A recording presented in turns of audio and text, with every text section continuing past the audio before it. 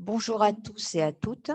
Je m'appelle Christine Galinon, je suis diététicienne nutritionniste, formatrice en nutrition humaine et prévention santé. Vous suivez actuellement la formation du CAPCV qui s'intitule Accueil des personnes porteuses de maladies chroniques et ou cardiovasculaires. Nous allons évoquer ensemble l'hydratation et bien sûr la déshydratation.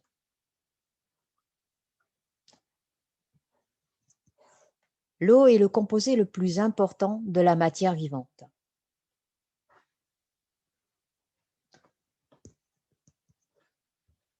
Commençons par rappeler le rôle essentiel de l'eau dans le corps humain en reprenant ses différentes propriétés biologiques, de solvant et de réactivité dans un premier temps, puisque nous savons que la grande majorité des molécules doivent être en solution pour que les réactions biochimiques puissent avoir lieu.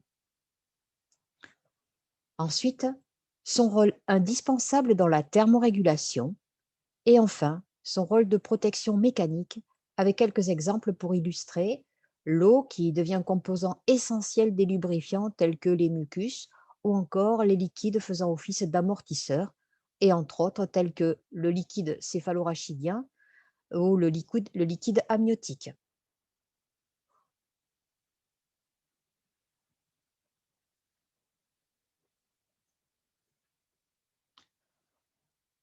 Dans ces liquides biologiques, nous retrouvons des minéraux qui vont se transformer en électrolytes indispensables pour notre organisme. Avec son intervention essentielle, par exemple, sur l'influx nerveux, mais aussi la contraction musculaire, le transport d'oxygène ou encore le rôle de cofacteur enzymatique, avec à la clé toutes les réactions chimiques qui vont se dérouler dans notre organisme. Bien, à présent, nous avons bien conscience de l'importance de l'eau pour notre santé. Mais où pouvons-nous la trouver en dehors des eaux de boisson et quels sont les aliments qui en contiennent le plus, selon vous?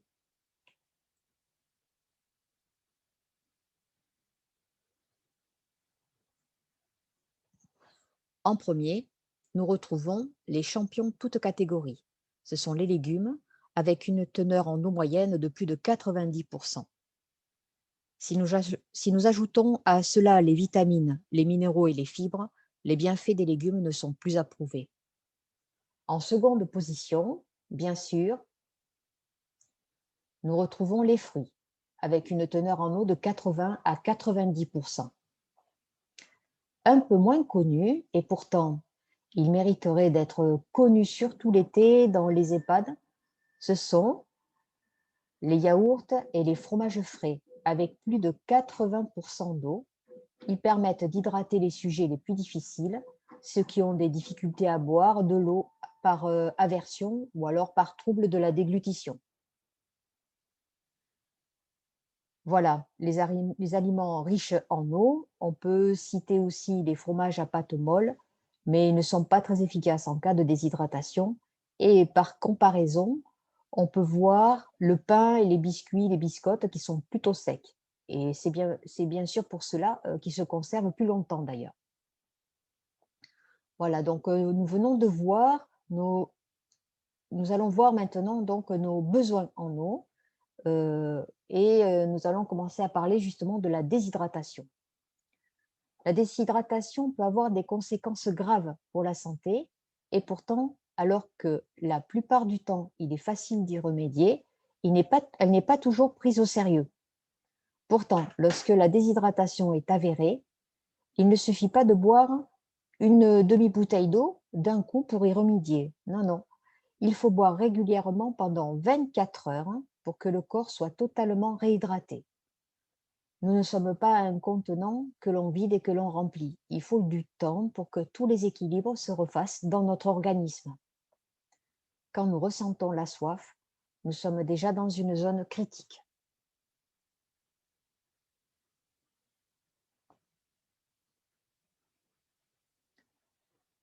Mais alors, quelles sont les causes les plus fréquentes de la déshydratation selon vous?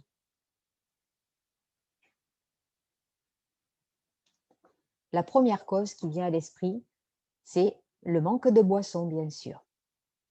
Ensuite, Nous retrouvons les troubles digestifs tels que les diarrhées, les vomissements répétés, l'exposition au soleil prolongé également, la canicule, qui est bien connue, la sudation aussi provoquée par des efforts intensifs tels que l'exercice physique, la fièvre, certains médicaments et certaines boissons, et en particulier l'alcool.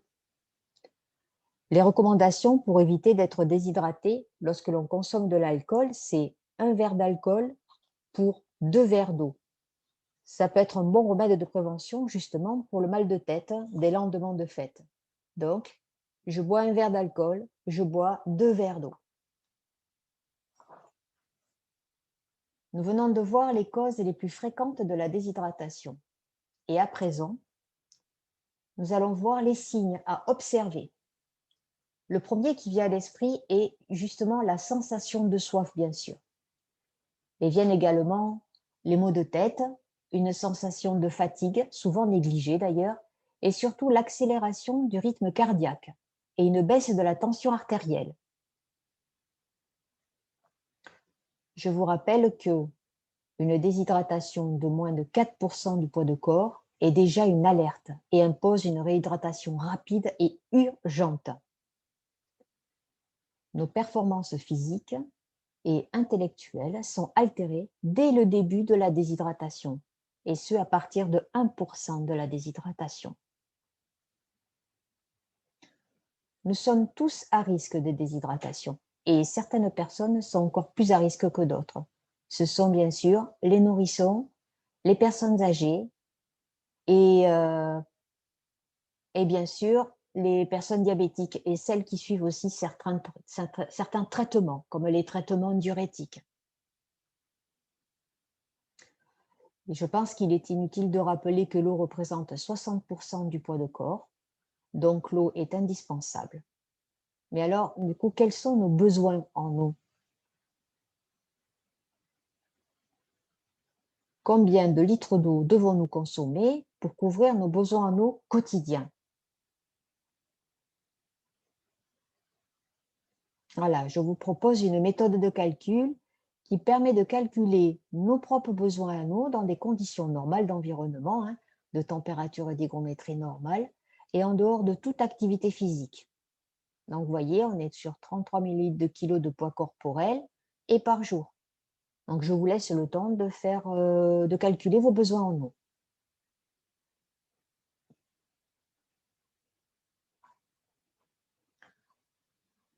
Donc voilà, à présent, vous connaissez vos besoins en eau en dehors de tout effort physique.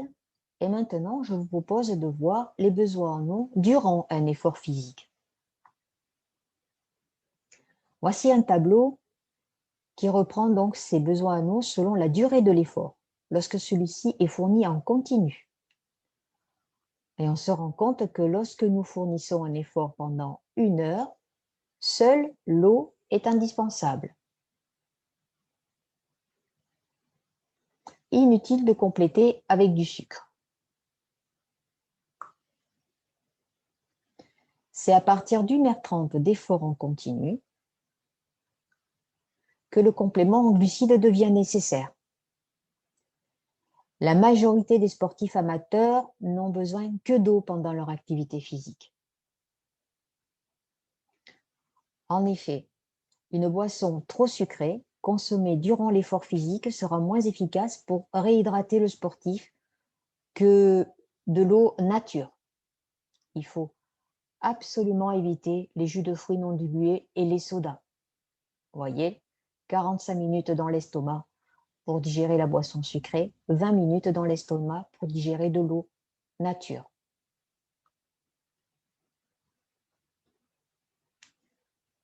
Idéalement, au-delà d'1 heure d'effort, il sera recommandé de consommer une boisson qu'on appelle isotonique, c'est-à-dire que sa pression osmotique est sensiblement égale à celle du plasma sanguin.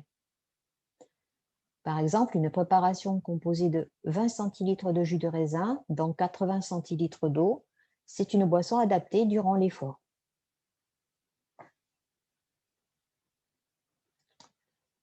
Donc, en résumé, pour couvrir nos besoins en eau, buvons 1,5 litre à 2 litres d'eau par jour et privilégions les aliments riches en eau, tels que les légumes et les fruits. Lors des activités physiques et sportives, évitons la déshydratation en buvant avant, pendant et après l'effort, en sachant bien sûr que la sensation de soif arrive alors que notre corps a déjà atteint la zone d'alerte de déshydratation. Que pensez-vous de la bière lors des activités physiques et sportives?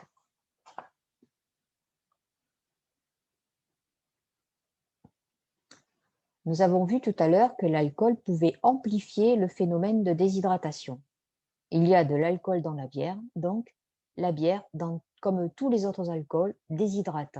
Et si vous souhaitez bénéficier des bienfaits de la bière après l'épreuve sportive, il n'y a qu'une seule solution, c'est de choisir une bière sans alcool. Que pensez-vous également des boissons énergisantes?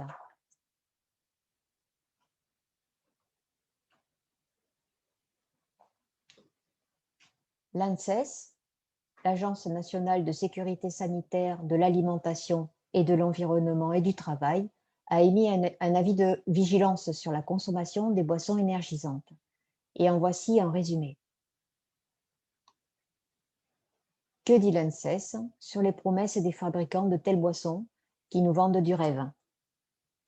Le terme boisson dite énergisante englobe l'ensemble des boissons se présentant comme possédant des propriétés stimulantes tant au niveau physique qu'intellectuel.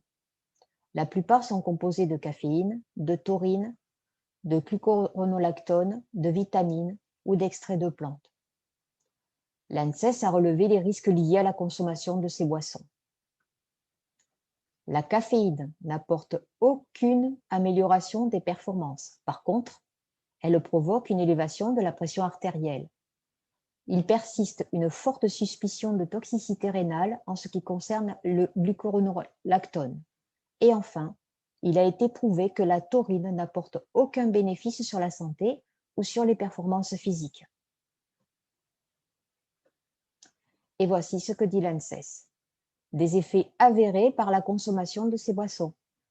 Nous retrouvons des symptômes cardiovasculaires, psychocomportementaux ou neurologiques.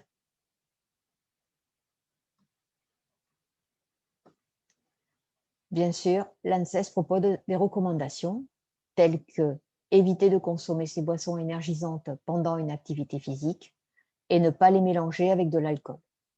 Ces boissons sont déconseillées chez les enfants, adolescents, les femmes enceintes ou allaitantes et les personnes présentant des troubles cardiovasculaires, hépatiques, neurologiques et psychiatriques. Et il est vrai que parfois, les consommateurs se font piéger par des messages bien ficelés qui leur font croire que la consommation de certaines boissons va améliorer leur performance, alors que c'est le contraire qui va se passer. Mais certaines idées reçues ont la vie dure. Et c'est à nous tous de faire passer les bons messages, et en particulier auprès des enfants, des adolescents et des jeunes adultes, mais aussi des adultes. Voilà, j'ai terminé ma présentation sur l'hydratation et la déshydratation, et je vous remercie pour votre attention.